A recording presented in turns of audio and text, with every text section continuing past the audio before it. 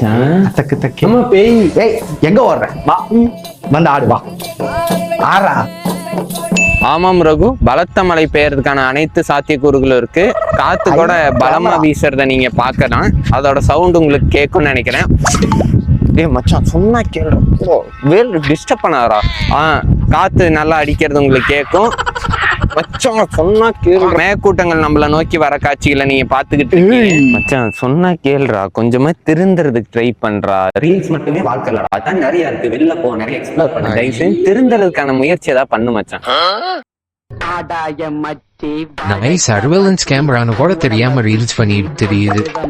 ஐயோ டேய் தம்பி, பின்னாடி ஏதோ இடிச்சிட்டோம் போலடா. ஒண்ணும் இல்ல, கார்ல பேக் கேமரா இருக்கா? ஆமா.